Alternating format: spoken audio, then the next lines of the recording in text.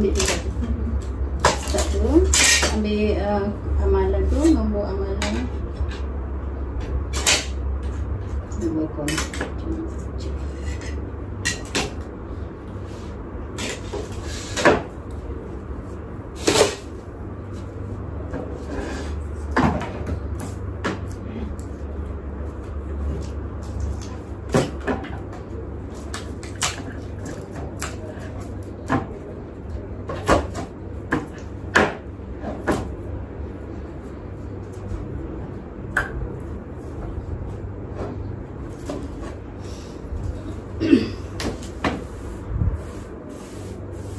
Dia kena perakuan amalan dengan pendaftaran tu kan? Kalau saya snap boleh? Ha? Kalau saya snap boleh?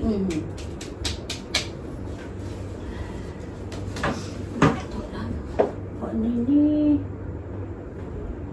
2007 2007. tadi dia ada baru saya tak masuk.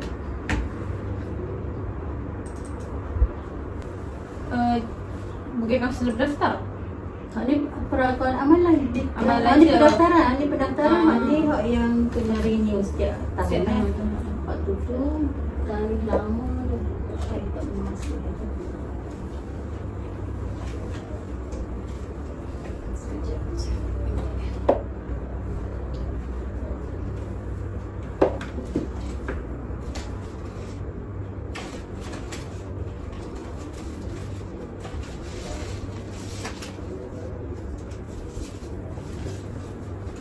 Ni hak baru.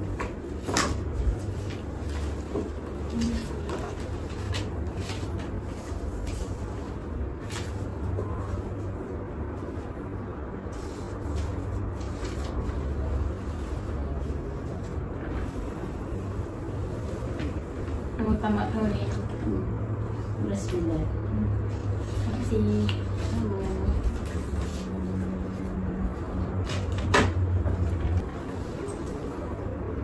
Sebab saya kalau ikut amalan ni memang bukan kaunselor full time lah. Dulu je lah. Kalau bukan kaunselor full time tu maksudnya sekali dengan mengajar kau? Tak, sebab tak buat sesi. Sebab tak buat sesi je lah. Kalau kaunselor hak lantikkan sebagai kaunselor tu dia buat sesi. Saya tak buat sesi lah. So kalau macam kalau student jumpa tu just untuk pensyarah kaunseling. Saja subjek je lah. Untuk subjek, untuk pengamalan tak lah, tapi kena renew. Lepas tu kena CR dia kaunselor lain pula. Dan saya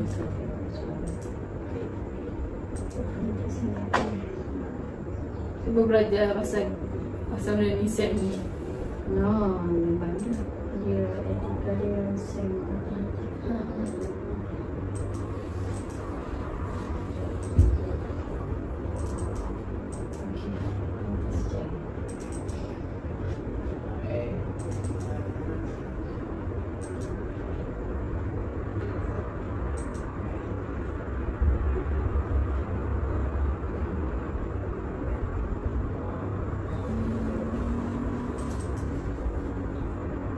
Ambil dulu maklumat.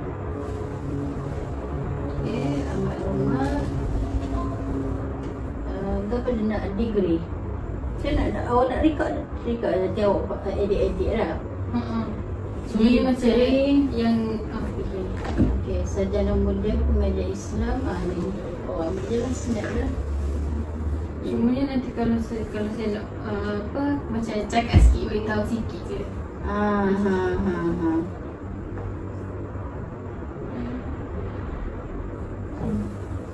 Okay. Kalau degree, saya degree syariah lah. Sarjana muda pengajar Islam syariah tahun 1997 Universiti Al-Azhar. Lepas tu tahun 1999 sarjana pendidikan bimbingan dan kaunseling UTM BTM Skudai. Okay, dan Dr. Falsafah Counseling UMT tahun 2022. Itu dari segi kelayakan lah. Lepas tu apa lagi, jawatan sebagai kaunselor lah kan. Tahun saya masuk ke UCB tahun 1999, lantikan sebagai kaunselor lah. Kaunselor masa tu kita tak masa tu lembaga memang tak ada lagi lah. Apa ni, dari segi kena daftar, sebab saya daftar tu tahun 1997 kan. Saya ingat. Saya mendaftar tahun pendaftaran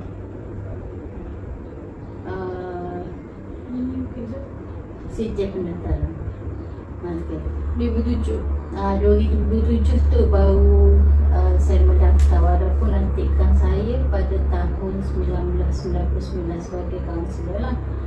Jadi 2007 baru mendaftar sebagai ahli lembaga kaunselor secara sah lah, dapat lesen 2007. Lepas tu lantikan saya 2007 sehinggalah 2000 sekejap lantikan saya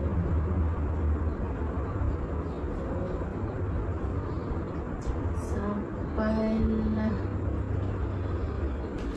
tahun 2000 kaunselor dan juga pensyarah tahun 1999. Kaunselor dan juga pensyarah.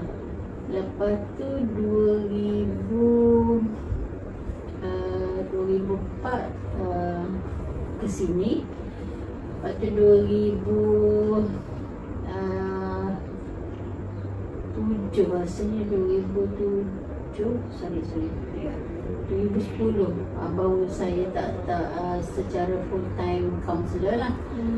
So yang tu kaunselor lain dah. 2010 saya masa tu ketua jabatan pengajar umum dan kedekan Fakulti Sains Sosial. Lepas tu bertukar-tukarlah dan saya tak secara full time sebagai kaunselor lah. So saya mengajar untuk paper counselling lah, tapi tetap renew lesen setiap 2 tahun sekali. Indonesia setiap 2 tahun sekali, tapi bukan kaunselor full time.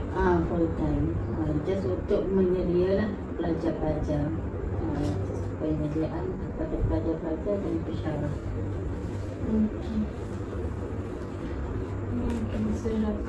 Lepas tu kita terus masuk ke kod 3 bahagian B tu lah. Lepas boleh Puan terangkan secara umum lah kod 3 bahagian B, iaitu kerahsiaan, komunikasi privilege dan juga privacy tu secara generalnya. Okay. Kalau ikut pada etika bahagian B, memang dia merangkumi kerahsiaan, privilege dan juga privacy lah kepada klien. So kaunselor tu memang dia kena jaga dari segi kerahsiaan klien lah. So yang pertama sekali memang dia kena beri inform consent lah kepada klien. Di situ nyata secara jelas lah tentang kerahsiaan yang akan dipegang oleh seorang kaunselor lah. So kaunselor dia kena kalau tidak melibatkan isu-isu mahkamah ataupun polis, dia kena jaga. Sebab itu dah perjanjian dia dengan kliennya lah. Tapi kalau ada pihak melibatkan kemudaratan, kecederaan dan mungkin melibatkan polis, mahkamah, yang tu dia boleh beri, tapi dia kena beritahu juga kepada pihak klien lah bahawa mungkin maklumat tu kena diberi info kepada pihak yang berkepentingan lah. Kalau tak ada selebriti tu memang dia kena jaga dari segi kerahsiaan klien lah. So kalau untuk kes-kes contohnya kes-kes yang melibat tadi saya beritahu dari segi mahkamah dan sebagainya lah. Okay, kalau misalnya kata family sendiri pun dia tak kena jaga juga kalau selagi klien tak benarkan lah. Kecuali isu-isu yang berkaitan dengan kemudaratan dari segi berbahaya tu je. Okay, secara umum lah dari segi yang tu Lepas tu yang kedua komunikasi privilege tu maksud sekali tadi. Privilege tu dia segi keistimewaan dia, keistimewaan sebagai seorang klien. Okey, contohnya klien tu dia ada dia ada setiap contohnya kalau di Malaysia keistimewaan sebagai orang Melayu, dia ataupun ada keistimewaan tertentu untuk klien tu. So yang tu pun dia kena jaga juga jangan timbul satu konflik ataupun satu diskriminasi ke apa semua lah. Tu dari segi keistimewaan kepada klien tu lah, keistimewaan ataupun privilege lah. Satu-satu contohnya kalau orang Indonesia, orang Melayu lah, privilege dia memang kita tahu dia segi keistimewaan dia tu banyak lah. Banyak dan sebagainya. Walau macam mana pun tidak tertakluk kepada orang Melayu sajalah, semua sebenarnya bangsa dia ada privilege dia sendiri lah. So yang tu kena kaunselor kena jaga dia sikit privilege dia tu, keistimewaan dia lah. Itu etika bagi secara umum lah. Jadi kalau setiap etika tu mesti ada isu-isu etika yang saya dapat kita tengok daripada masyarakat so, jadi saya pun dah pilih 3 isu etika daripada kod etika bahagian B ni. Yang pertama sekali macam bagaimana Puan membuat pertimbangan profesional apabila perlu memilih antara mengekalkan kerahsiaan klien dan melakukan maklumat yang melibatkan ancaman terhadap keselamatan klien atau orang lain. So maksudnya contoh kalau dalam sesi tu klien memilih macam klien tak benarkan kaunselor tu untuk mendedahkan maklumat dia, tapi maklumat tu macam bahaya, macam dia membalikkan diri ataupun orang lain. So apa tindakan Puan sebagai kaunselor? Okay, so dalam sesi tersebut tu kita boleh lihat dari segi tahap bahaya dia. Kita tengok dulu tahap dia. Kalau tahap dia tu memang sampai tahap contohnya nak mencederakan diri dia ataupun nak bunuh diri dia, yang tu memang kita tak boleh nak simpan lagi lah. So kita kena kena buka rahsia, tetapi kepada orang-orang yang memang ada kepentingan kepada isu tersebut lah.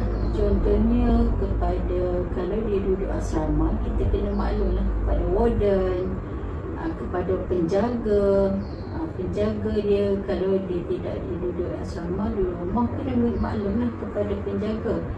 Sebab kita takut dengan rahsia dia tu dia boleh bertindak di luar daripada yang sepatutnya lah, seperti membunuh diri, keluar lari daripada rumah. So maksudnya kita tengok kepada keseriusan isu tersebut.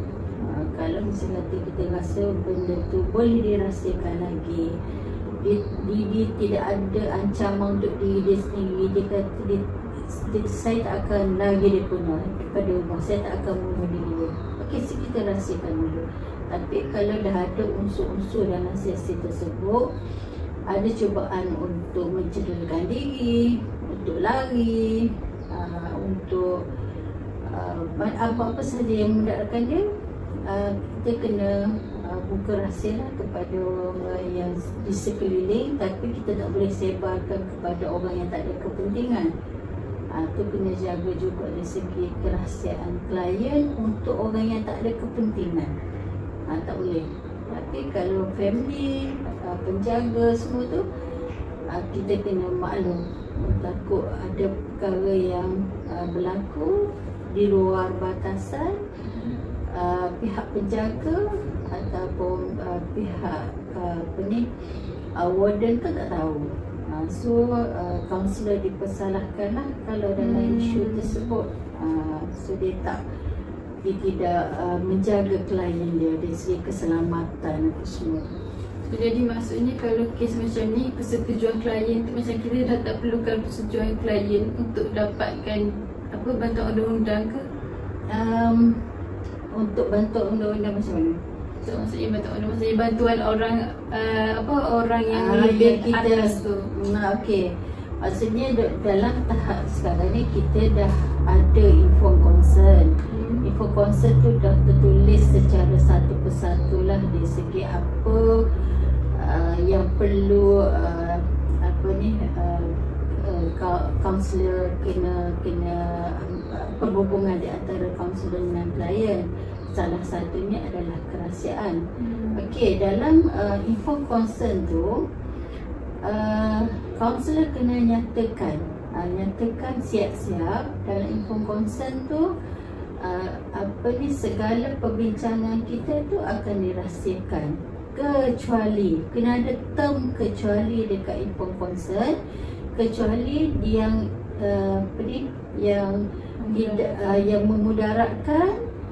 So kita tidak, kaunselor tidak akan minta persetujuan daripada klien untuk beri maklumat kepada mereka yang berkenaan lah, yang ada kepentingan penjaga dan sebagainya. So dalam term info consent tu dah tulis siap-siap. Kalau tak tulis, mungkin jadi isu lah. So kena hati-hatilah kaunselor sebab semasa buat info consent lah. So nyatakan terus. Kalau ada yang memudaratkan, kita akan terus beri maklumat klien kepada mereka yang berkenaan lah.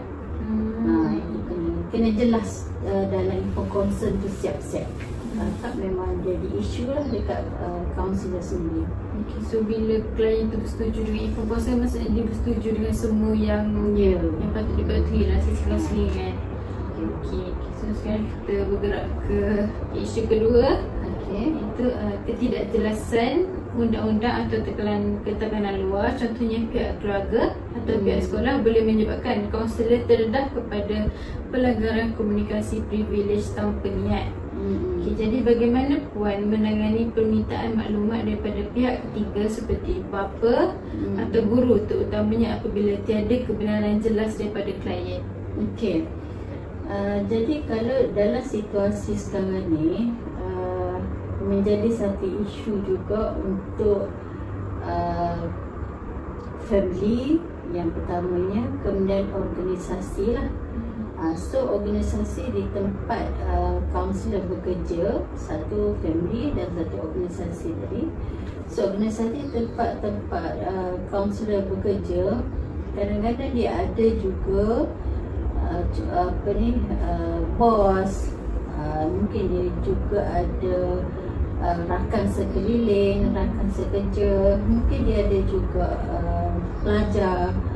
Okey, kadang-kadang dalam situasi berada dalam organisasi yang beberapa pihak yang ada, mungkin bila seorang klien tu masuk ke bilik kaunseling, mungkin dilihat oleh rakan-rakan, mungkin dilihat oleh guru ataupun kalau sekolah guru lah, ataupun organisasi bos, mungkin pegawai-pegawai. So bila sudah saja sesi, mungkin pihak-pihak yang berkenaan tu dia nak tahu apa yang berlaku sebenarnya di antara kaunselor dengan klien, apa yang isu yang dibincangkan. Okey, pada masa ini kaunselor kena tegas dengan kerahsiaan tu. Memang kekalkan kerahsiaan tu selagi benda tu tidak perlu pun dikongsi dengan orang lain. Dia tak boleh, walaupun memang cerita klien memang cerita sedap. Sebab mungkin adalah yang selama ni kita tahu klien cerita pada kaunselor, walau macam mana pun dia tak boleh cerita kepada pihak-pihak yang tak ada kepentingan apa-apa pun. Sekadar untuk tahu cerita tak boleh, ataupun rakan-rakan dia sendiri ke nak tahu cerita daripada kaunselor kenapa kawan dia macam ni pun tak boleh. Begitu juga dengan bos, kalau dia tidak melibatkan terjejasnya kerja, tak perlu. Kecuali memang terjejas kerja, mari kerja sekali je dalam seminggu contohnya. Kalau mari sekali, wajib seorang bos ni kena tahu kenapa berlaku gini staff ni. So dia boleh dapat maklumat daripada kaunselor lah. Tapi kalau tidak menjejaskan apa-apa dan tak ada kepentingan pun dia nak tahu, tu kena rahsiakan. Itu adalah privasi klien lah. Jaga privasi klien. So maksudnya selagi tak ada kepentingan, macam mana pun walaupun dia desak memang tak boleh nak bagi tahu. Tak boleh. Itu kena jaga privasi. Tapi kalau macam kata kes sekarang, macam banyak banyak belajar and orang-orang tak percayakan dekat kaunselor. Sebab selalunya kaunselor macam mudah untuk bercerita kepada orang lain semua, sampai bila dia sesi tu pelajar macam takut macam mana kalau kaunselor sebarkan kepada orang lain. So as a kaunselor, macam mana nak bagi student tu yakin dekat kita, macam kita memang akan jaga kerahsiaan. So sekarang ni apa yang berlaku dalam situasi sekarang ni, stigma pelajar-pelajar ataupun orang sekeliling, stigma kepada kaunselor memang agak menurun lah. Bukan stigma yang agak buruk, bukan menurun, agak buruk. Sebabnya kaunselor ni dia boleh sebarkan kepada kawan-kawan dia yang tadi lah, kawan-kawan sekerja, mungkin kepada pelajar-pelajar dia yang rapat dengan dia, mungkin orang lain, family mungkin. So itu yang menjadikan satu tanggapan buruk lah kepada klien.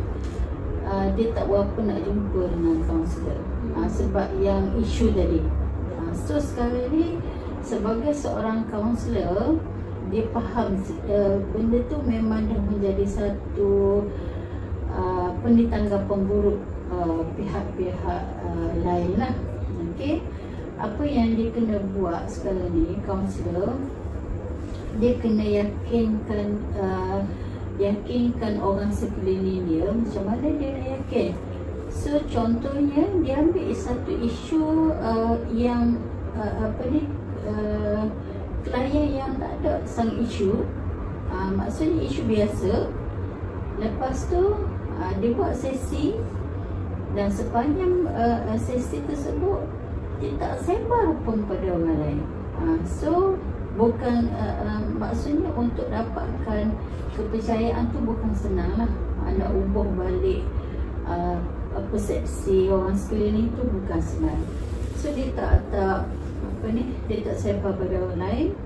Bukan satu sesi dia, mungkin beberapa sesi dengan klien yang lain pun memang dia tak sebarkan. Dan dia layan klien tu tak ada diskriminasi. Dia tak judge klien. So nampak situ, orang nampak boleh kaunselor, lama-lama orang boleh nampak bahawa kaunselor itu boleh dipercayai. Tak ada pun pecah daripada rahsia dan sebagainya. Mungkin lama-lama barulah, tapi benda tu makan masa lah. Sebab pandangan orang ni memang dah buruk dah kepada kaunselor. So dia kena bina balik keyakinan. So dia kata dia adalah orang tanya ke apa yang berlaku dengan budak tu masuk di kaunseling. So dia kata tak ada apa, tak ada serius, dia hanya nak kongsi cerita, dia hanya nak luahkan perasaan, nak luahkan emosi dia, nak kongsi, just itu saja. So kita tak mentionkan apa-apa yang dikongsikan. So lama-lama dia akan berlaku satu keyakinan balik di orang sekeliling terhadap kaunselor. So kaunselor kena bina diri sendiri, dia kena attitude dia kena bagus, disiplin dia kena bagus, perhubungan dengan orang pun dia bercakap, tidak bercakap lepas. So banyak.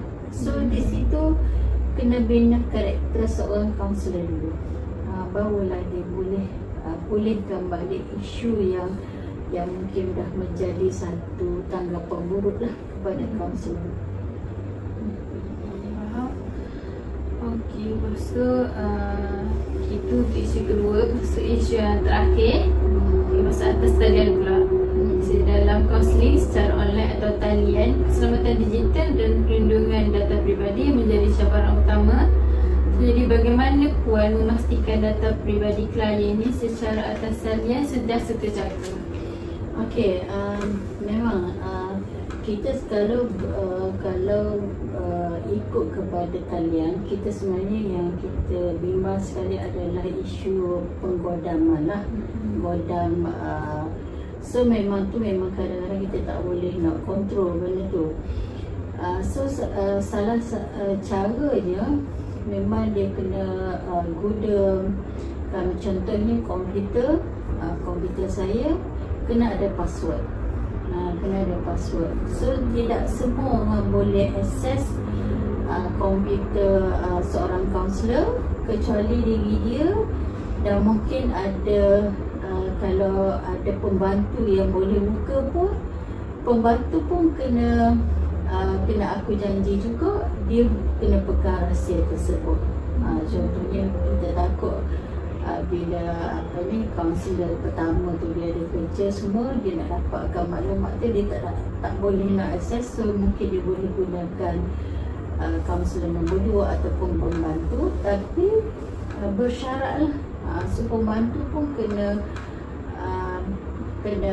buat perjanjian juga untuk tidak sebarkan perkara tu kepada pihak lain lah. Tapi benda tu kena maklumlah kepada klien. So bisa kata maklumat ini adalah rahsia, kecuali ada 2 orang yang boleh akses komputer saya, yang lain tak boleh. So kena guna password lah. Guna password apa-apa pun, klien sendiri pun dia kena ada password dia sendiri. Contohnya klien dia nak buat secara online, so dia nak buka Google Meet pun dia ada password dia sendiri. Lepas tu apa sahaja maklumat dia dirahsiakan dan tak ada orang yang tahu lah, kecuali kaunselor sendiri. So yang tu password tu memang, tapi kita tidak jamin 100% lah, sebab benda ni isu-isu penggodaman tu memang tak boleh nak kontrol lah. Ada orang yang pakar dalam komputer, walaupun ada password sekalipun dia masih lagi boleh akses lah. Itu yang tu kita tak boleh kontrol lah. Dan isu-isu internet dalam komputer pun kita kalau satunya kita tak boleh juga kekalkan di dalam sistem. Kadang-kadang sistem ni dia akan habis tempoh, lepas tu rosak dan sebagainya. So kena ada backup juga lah, backup secara manual. Secara manual pun kena confidential juga. Orang tu kaunselor dan mungkin ada pembantu saja yang boleh akses dalam manual, kena ada backup. So kita takut semua benda dalam sistem ni kita tak boleh bila berlaku apa-apa kerosakan virus dan sebagainya, kita tak boleh nak ambil balik file kita lah. So kena ada password, satu cara kena password lah. So jadi maksudnya setiap data yang ada online tu ada juga backup secara hard copy, maksudnya manual perlu sebab kita bila takut ada yang isu benda virus ni memang virus yang kita tak boleh nak control lah. So kena ada juga backup secara manual. Rasanya tu je. Okay. Terima kasih buat Ara sebab sudi berbual pasal kulit ikan ni. Okay. Terima kasih. Okay, sama-sama.